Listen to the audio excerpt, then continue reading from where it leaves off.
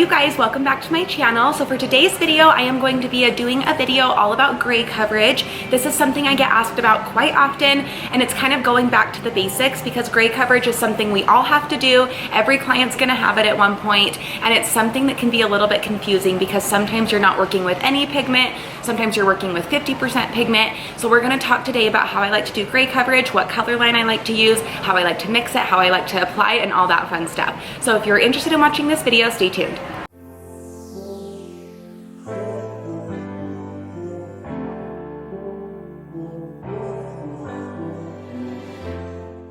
Okay, so I have all of my color right here. We are going to be using a glass bowl. A lot of people ask why I like to use glass bowls, and honestly the main reason is it keeps your product weighted. So if you've noticed that if you have like a plastic bowl and you run out of product and you go to like grab more, it kind of moves your bowl around, the glass stays in place. So that's the main reason I like it. And then the second reason is it's super cute, so that's always a plus.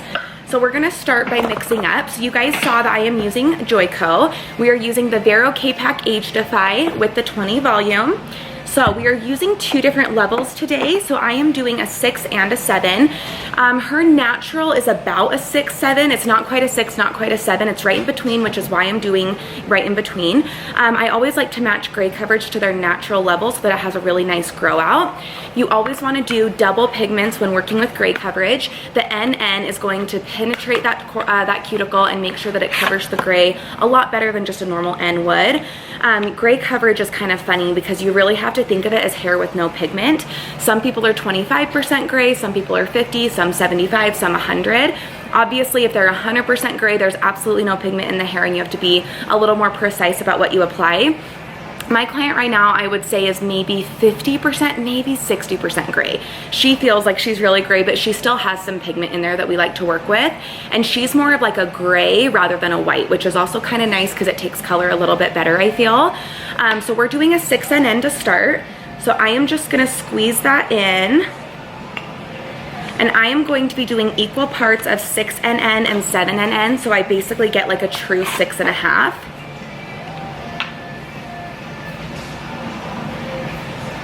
So now I'm doing the 7NN, and that gives me all the double pigment I need. So for some clients, that would be enough. So for example, if they are 100% gray, their hair's like pure white, I would probably just do that. Only because if I were to do the next step I'm gonna do, which is the NA, it would probably go a little bit green or muddy on the white hair because it has no pigment. But since she has pigment in her hair, I'm actually gonna add in some of this NA. And the reason I do NA is because a lot of times when you're putting permanent color with 20 volume on the scalp, it goes warm. A, because it's permanent, B, it's on the scalp, C, you're using 20, which lifts a little bit. So to counteract that warmth, I just do a small amount of NA to help counteract it, but not enough to make it super ashy. So basically, 3/4 of my mixture is the NN, and then 1/4 of it is the NA. And that gives me just enough to counteract the warmth without going too green. So like I said, I only do this on clients that actually have like 60% gray or less, just because I don't want it to go too ashy. But this is one of my favorite tricks, and when you're doing the NA, I always do it within the same level of what you're working with the NN. So since we did a 6NN, 7NN, I'm doing a 6NA, 7NA. If I had just done 6NN, I would just do 6NA. So now we're gonna be using 20 volume, and I am measuring this on the scale because I want it to be accurate. When it comes to gray coverage, this isn't something you should eyeball. You always wanna make sure it's accurate because the amount of developer with the amount of color is really gonna determine how well it covers. You have to have a good consistency. You can't just like eyeball this. I love to eyeball bleach. You guys know that. With my lighteners, my bleaches, I always eyeball because I'm about consistency, but that's different. When you're formulating for gray coverage, it's a whole other ballgame. Okay, now I'm going to mix it all together. I am using the Big Daddy brush from Framer.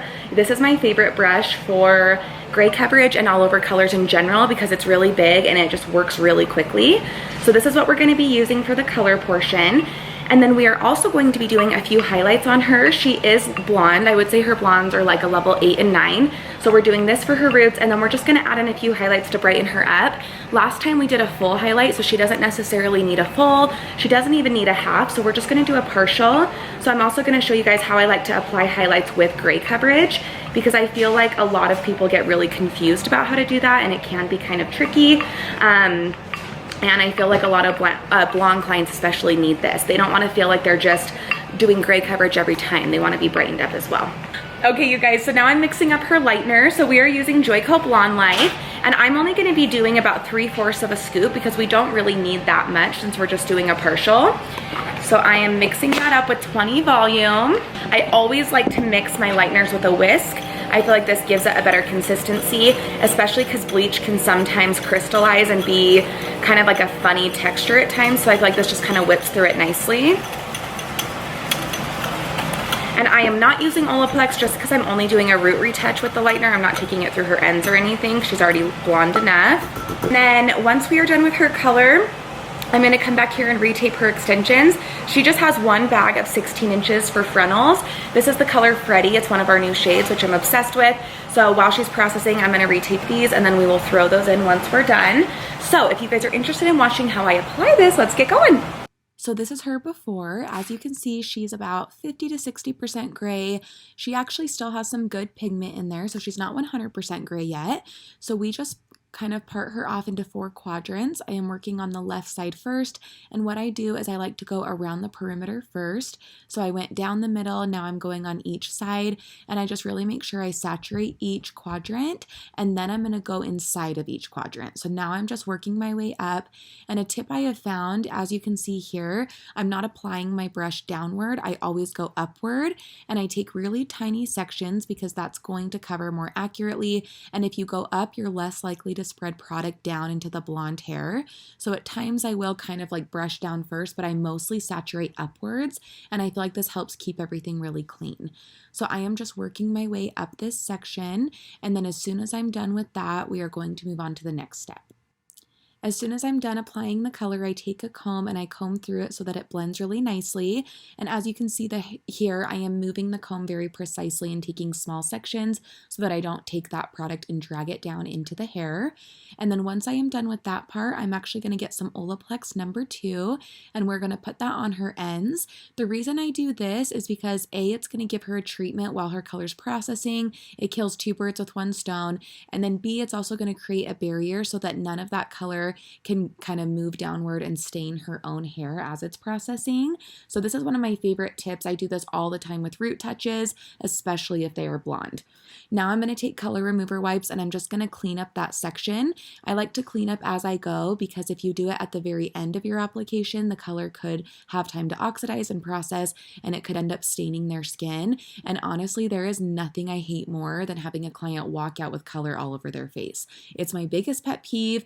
It's really easy to keep it clean and to make sure that you're cleaning up as you go. And I also feel like clients don't love that as well. So I always make sure just to clean each section as I go with those wipes, and then there's no issues.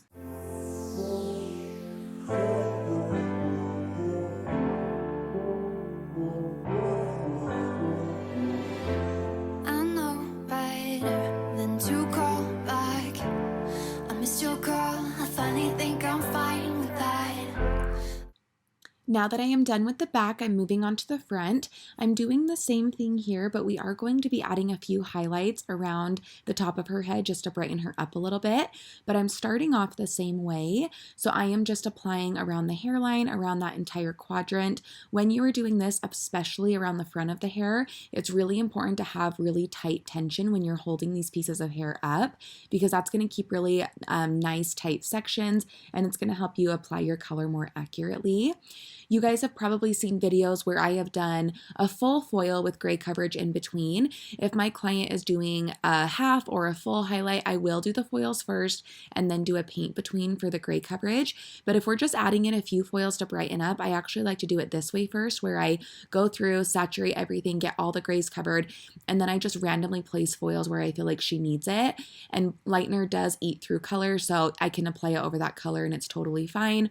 Or if they're wanting a rooted look, I can just feather it up to help break through the base a little bit, but also still keep a rooted look. I know it hurts when love bites back, but it's your fault. I wish you'd just accept that. I got a better place to be, where the only focus is me. The away list got me feeling like I'm flying. I've been holding on to these dreams. I'm ready to take the leap, 'cause I've been So now I'm taking that Joico Blonde Light and I'm randomly just placing highlights. I probably did like 5 or 6 foils on each side, and then of course took it a little higher up around the hairline area. And I'm just kind of feathering it into the base. It's not like I'm actually going straight up to the scalp. I'm just feathering it into that base color that I already did.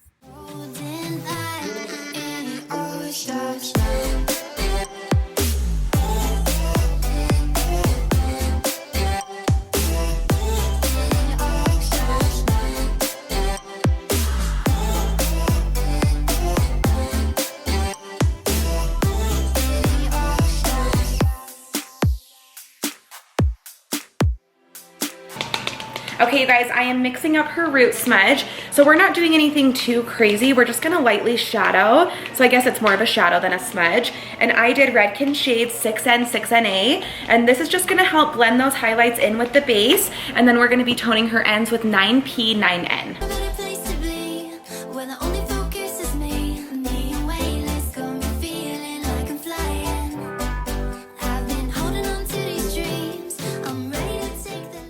Okay, we are back at the shampoo bowl now. We are going to be doing that root shadow on her. We are only going to be doing it where we had the highlights because that's going to help blend the highlights in with the base color. Everywhere else just had the base color, so we are totally good not to do a root shadow there. So we're doing this right now, and then we will be toning her ends with that mixture that we already mixed up in the back. And I absolutely love doing this for this client. She looks so, so good with a little bit of depth at her base, gray coverage gone, and then just having some subtle highlights peek through. I only do root coverage and a few highlights pretty much every appointment, and then every other appointment or every few appointments we'll end up doing a half or a full highlight just to get her a lot brighter.